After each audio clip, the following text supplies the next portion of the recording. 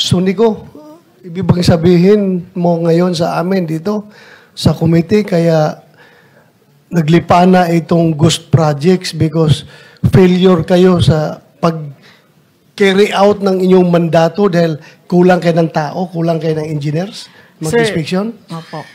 Ganito po siya, sir. Mataas, basically, sir, meron po tayong tinatawag na risk assessment. Sa dami po ng mga controls na meron po si DPWH, meron po siyang Quality Assurance Audit Office, meron din po siyang Inspectorate Team. Hayaan mo na yung Yes, sir. DPWH. Opo. That's none of your concern. Yes po. Concentrate sa COA. Yes po. Bakit ito, sabi mo kayo na kulang kayo ng tao? Opo. So, kailangang dagdagan kayo ng tao? Yes po, sana, sir. Ha? Opo. Para magampanan nyo yung mandato? Opo, sana, sir. Bakit ngayon lang ito lumabas? Sir, lumalabas na po yan sa mga budget hearing natin. As I have mentioned, para po sa 2023 budget namin, sa Bulacan alone po yun, sir, yung inalis po na 120 plus na positions po. Thank you, Mr. Chair. Okay, balik sa'yo. Sige. Ako ho, I respect the elders, Mr. Chair. Dalawang elders ho yung katabi ko.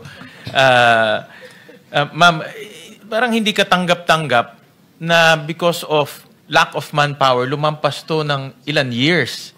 Kasi, di ba, every end of the year, meron exit conference. Alam ko ho, nung mayor po ako, every end of the year, may exit conference, sasabihin sa'yo lahat ng deficiency doon. At pag hindi mo nagawa, the following year, puro disallowance. In fact, yan nga ang comment ng mga kapitan. Pag bumili sila ng konting bagay lang, disallowance, explain.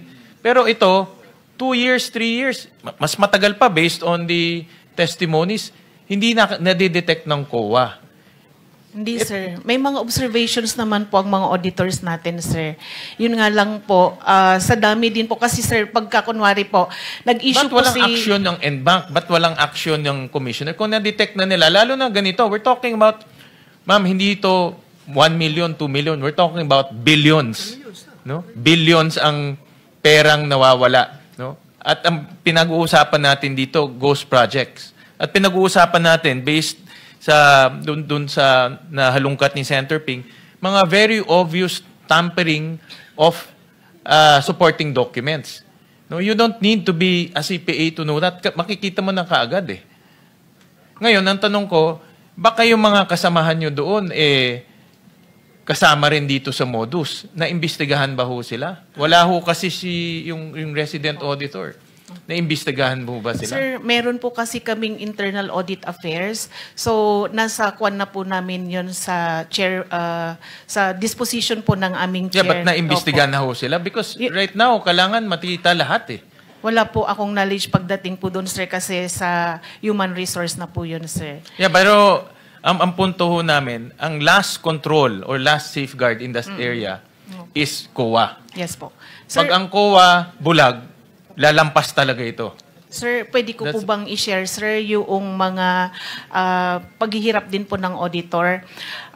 Di ba, sir, as mentioned earlier, sir, kahit po meron pa po tayong limited movement during 2022, nag-inspect po sila. Based po sa kwento ni Miss, nung ATL po, naghahati pa po silang dalawa nung kanyang member para lang po marami silang maikutan pag nag-inspect po sila. Hindi lang yung inspection eh. Yes, yung inspection na intindihan ko, yung dokumento eh. Ang hindi ko maintindihan, bakit hindi na-detect sa dokumento na in 15 days tapos na yung proyekto?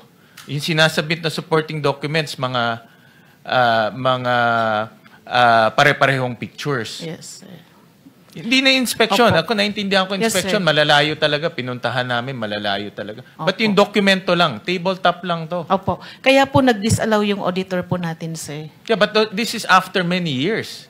Ba't hindi dinisallow immediately at in-elevate to kaagad? Sir, madami po talaga kasi. Kailangan po kasing i-check din, sir. Kasi sa totoo lang po, pagka nagdi-disallow din po, iniisa-isa po ng auditor. Ganito na lang. What we want is pati yung COA resident auditor maimbestigahan rin. Sige po, sabihin kasi po kung namin. hindi, mawawala no kami ng kumpiyansa sa COA. Senator Win? Yes po. Yes, go may ahead. interject.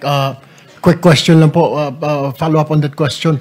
Kay Engineer Bryce. Engineer Bryce, meron kay resident auditor, sino po ito? Sa pagkakakilala ko po si Ma'am Cindy po. Nakakausap niyo po ba? I mean, pasok ba siya sa grupo ninyo sa transaksyon para nabibigyan niyo ba siya? Ilang porsyento binibigyan sa kanya para pirma lang siya ng pirma? Specific na wala po, pero alam ko kinakausap siya ni Boss Henry tsaka po ni accountant namin. Ng accountant ninyo? Regarding po dyan. So alam ng COA, resident COA auditor niyo yung mga ghost project na yan? Mga substandard project, alam yan? Sa pagkakaalam ko po. Will you confirm, Engineer Alcantara? Your Honor, tingin ko po wala pong alam si auditor doon sa mga ghost project po because they're relying on the documents po. Hindi po sa actual field po talaga. In fairness po kay auditor. Relying wala po sa alam. mga documents na sinasabit nila Bryce Hernandez at saka JP Mendoza. Is that correct? Actually po, ang proseso po, Your Honor, accounting section po ang nagsasabit po sa... Accounting section po ninyo? Yes po, Your Honor. Nandito po ba ang accounting section po ng DPWH sa District 1? Siya pala nagsasubmit sa COA? Sir, bagong bypass po. Lahat ng mga tao may sakit, may cancer, Sa bypass may po. bypass, may trangkaso. Sige po, that's all, Senwin. Thank you. Akala ko second round muna yun, Senator Tulfo. Ang punto ho namin, Ma'am Sunico, is ibalik ang tiwala sa COA. No, because in many of our organizations, COA talaga ang safeguard doon. Sa local government, COA rin. Even pinaka-barangay, COA rin. Pero ito, hindi ako naniniwala na makakalampas to sa COA kung hindi ho kasali siya sa modus. No, pwede yung na-absuelto ho siya ni Engineer Alcantara, but then again, ang gusto ho namin, mabalik ang tiwala sa COA. Chair, isang interjection lang. With the permission. Yes, with the permission. Talaga pong ang tiwala, napaka-importante. Madam COA, yun pong 140,414,518 pesos 37 centavos. Ito po ay notice of disallowance sa SBMA. Noon pong June 20, 2017, after several petitions raised by SBMA, nag-issue na po ng desisyon ang Korte Suprema, final and executory. Final and executory. Ang nagbayad lamang po ay halos 3 million. Ang hindi po nyo siningil, 137 million plus. Wala po kayong paliwanag bakit hindi nyo kinolekta. Final and executory coming from the Supreme Court. Paano magtitiwala ang bayan sa inyo? Sir, ang mga ngolekta na po doon ay yung implementing agency po. Sa case po ng na-mention nyo is the SBMA. Ngayon po, sir, dahil final and executory na, mag-i-issue po kung umabot po yan sa Supreme Court, mag-i-issue po ng COA Order of Execution. And based po doon sa COA Order of Execution, maniningil po yung implementing agency. Mr. Chair, nagkaroon na po ng Order of Execution. Huwag po kayong magsisinungaling, madam. Wala po kayong ginagawa talaga. Kaya yung pagtitiwala, sinabi na nga ni Senator Sherwin, importante. Lahat na po nandun eh.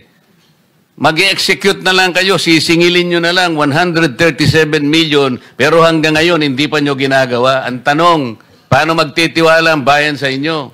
Sir, hindi po talaga si COA ang maniningil, sir.